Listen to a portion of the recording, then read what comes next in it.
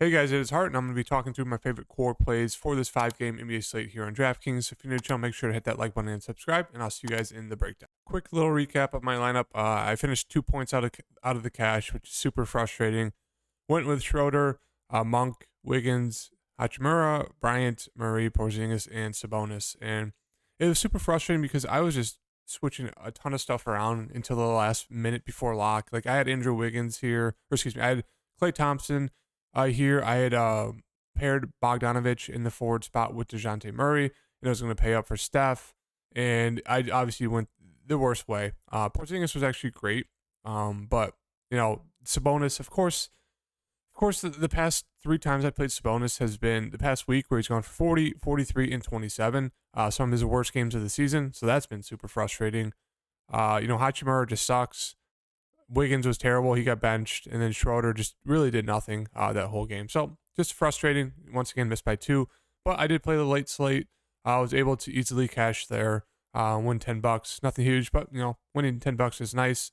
Was hoping for a huge Bogdan game. It obviously didn't happen because DeJounte Murray went for 48 and 7. But still an easy cash there, $10. Can't complain about that. Moving on into this 5-game slate, we got Miami and Cleveland here at the top. For the Miami side, they're saying Jimmy Butler should be able to play this game. So when he's back, my only interest really is probably going to be maybe Tyler Hero or Jimmy. I mean, all three at the top look decent in like a tournament setting. They'll probably be pretty low owned, all three of them today. Jimmy has been playing well the past 2 games. He's been a lot more aggressive, been shooting the ball well.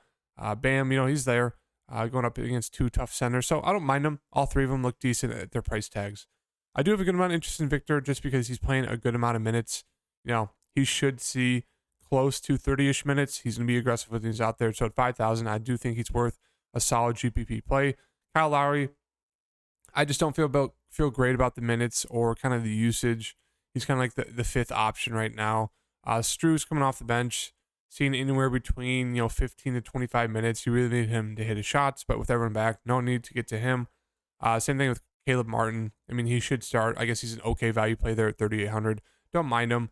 And Vincent should, I think, be able to play today. So right now, it's really just kind of maybe a little bit of interest for me in the big 3 here for Miami. I do have a good amount of interest in Victor Oladipo and maybe Caleb Martin if you're looking for some value. If other value doesn't open up today.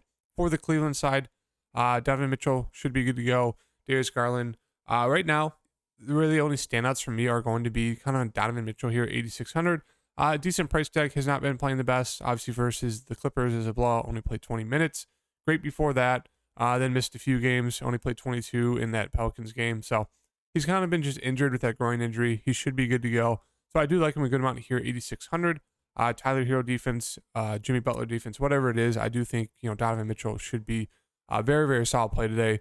The rest of the team, Garland, Mobley, Allen, just more secondary tournament options for me. If I had to get to one of them, it'd probably be Allen for the cheapest price tag. Even though the matchup's not the best going against Bam, I just like the price tag. He does still have double-double upside, so I think it'd be him. Mobley's a little bit too pricey for me. Same thing with Garland, with the whole team being back. LeVert's going to be coming off the bench.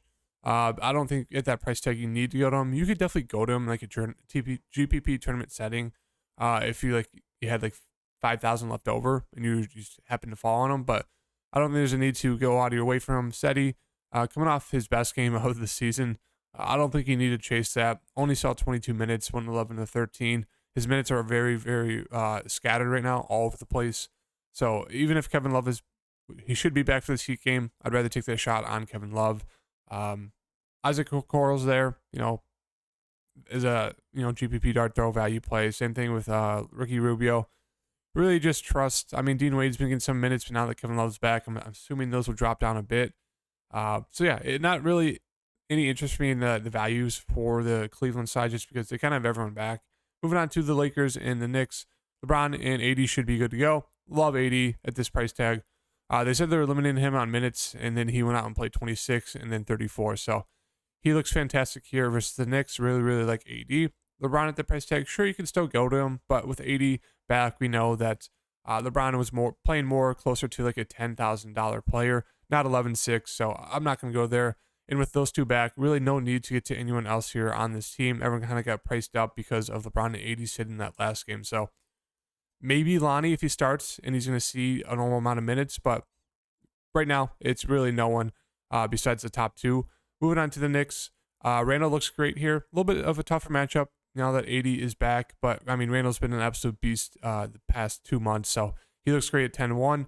Brunson at 7-9. I don't mind it. I do think he'll be a little bit more contrarian. Obviously, it's a great matchup. The minutes are there. The usage is there. The point guards for the Lakers are not going to be able to handle Brunson. He's super aggressive. So I don't mind him. I think he'd probably be...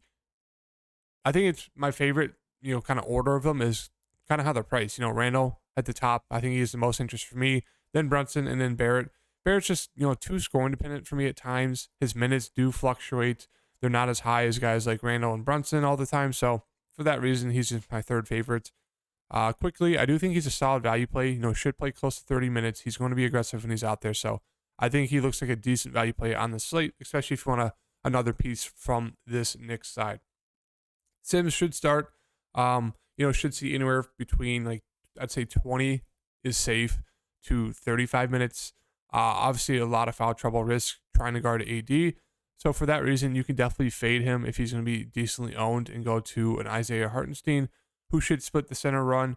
He's okay, another foul-prone guy, but not a lot of interest in these centers for me. It's really just the top three for me. You can get to Quentin Grimes. You really just need him to hit his shots because he plays the minutes. It's just he has not been productive when he's out there. But at 4,400, he looks like an okay value play. Moving on to the Clippers, I think it's a great spot here. Once again, with the Bulls, they always give up, all-star games to the opposing team's best players. So Kawhi Leonard and Paul George both in line for a huge, huge night. I prefer getting to Paul George just because he's a little bit cheaper, but both of them should be playing close to 35, 38 minutes. They're both going to be super aggressive. I mean, Kawhi Leonard is technically the number one. Paul George has said that too. So there are times where Paul George will be, just non-aggressive when he's out there. But I just love the ceiling on both of them. We'll see if I, spend up for one of them. As of right now, I don't think I will, but they both look fantastic here versus the Bulls. And I will mention Zubac, having to guard, what's his name? Having to guard Vooch, he should be in line to see the minutes. You just hope he stays out of foul trouble. But I think this is a spot where he could see, he could crack 30-plus minutes just having to guard Vooch. I really don't know who else they'd put on him. I do like Zubac. A good amount at 5,500 is more of a contrarian GPP play. The rest of the team, really no need besides maybe Batum as a decent value play. I only saw 7 minutes last game versus Cleveland. Obviously, it turned into a blowout, and they just played their backups. He got pulled at half. So, in a good spot here, he should probably start if Morris is out. If Morris is in, you look to him still as a value play off the bench there at 3,900. He should still see solid minutes. So I don't mind him. Moving on to Chicago. Right now, it's really just kind of DeRozan or Vooch for me. Zach, the price tag, still really no interest. And then in terms of the guards, you could look to Kobe, Io, or a Caruso as kind of some value pieces. I probably prefer Caruso just because the minutes are the safest out of him. And that's really it. Not a lot of interest for me in this Bull side besides maybe DeMar. Moving on to Charlotte, Milwaukee. This game has huge blowout risk. I think it's 11-point spread right now. So LaMelo, we know what we're getting from him. You just hope this game stays close. Kind of hasn't been the best recently. Kind of been injured the past few games, some blowouts. But I think he looks solid. Rozier at this price tag, he has been doing very good, very solid the past 2 games. But I just don't like the price tag for him, especially in a game that could be a potential blowout. I'd rather take that shot on a guy like LaMelo who has a little bit safer floor and a little bit higher of a ceiling at that price tag, even though he's $1,500 more expensive. I'd just rather get to him, hoping the game stays close, than a Rozier who, could go out there and score 30 fantasy points. The rest of the team, they're just kind of priced up. Maybe a little bit of interest in Gordon Hayward. The minutes haven't been great. Plumlee, not the best matchup here, but he's, been solid this season. So a little bit of interest in this team, but really right now it's just going to be a little LaMelo Ball for me. Moving on to Milwaukee. Giannis at the top. He's been fantastic the past 2 games. As you can see, 41 and 50. Obviously gets another fantastic spot here versus Charlotte. So 12,000 for Giannis looks like the clear best spin up play of the day here. Just hope the game stays close. Holiday at the price tag, just not for me. Brook Lopez, I do still have interest in him. We know he has a decent ceiling. He's been starting the games off super, super slow, picking up in the second half, but he looks okay. If Middleton's on like a 30 plus limit, or excuse me, if Middleton's not on a minutes limit, he looks like a clear, almost like a lock.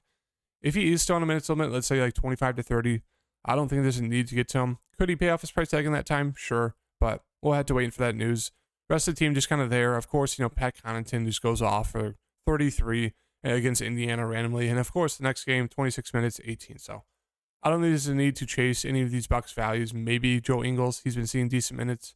He just hasn't been super productive. And then moving on to the last game, we got the Pelicans versus Denver.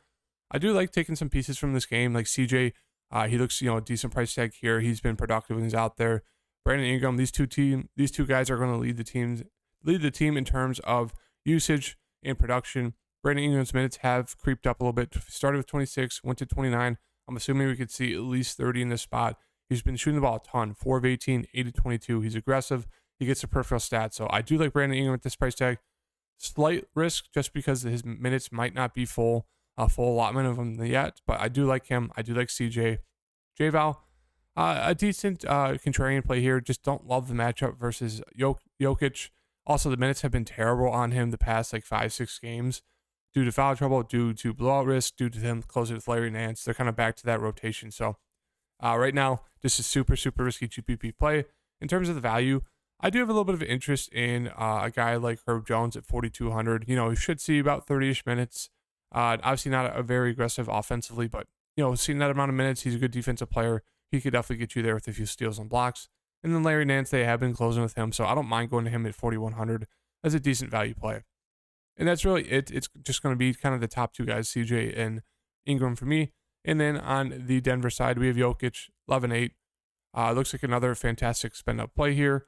Kind of hope this game stays close. I think it's like a 6-7 point spread, so there's a little bit of risk, but Jokic looks great. Jamal Murray should be good to go in this contest, but let's wait and see. They still have him as questionable right now. Obviously, if he's out, we'd want to look to Bruce Brown, probably be the starting point guard, 5,200. He looked really good. It'd be a little bit more of a bump for obviously guys like Porter Jr., Gordon, Jokic, just in terms of scoring, fantasy output. So obviously that's the big news. If you want to be sharp, you play around the fact that Jamal Murray could be out. Then obviously if he's rolled in, he wouldn't be a bad pivot play to just keep him in there or kind of run with the other guys. But right now, interest is just going to be Jokic for me. And obviously if Jamal Murray's out, we're going to want to pivot to a Bruce Brown, lock him in there. And then we can also make a case for guys like Porter Jr. and Aaron Gordon as like decent contrarian plays there. But right now it's just going to be Jokic for me on this side. And that's really going to be it for kind of the early look slate breakdown. Obviously, we have some injury news to keep an eye on, but right now, love Jokic, love AD, and love Brandon Ingram. I think they all look fantastic. Right now, we really don't have a ton of value to kind of plug in around the top two spend-up plays. So I do think, as of right now, you might have to pull one out. Let's just say it's Jokic and put someone else in there. Let's kind of see here who we'll replace him with.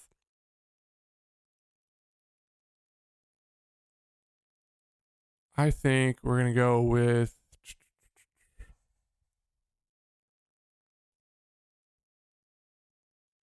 Let's just throw...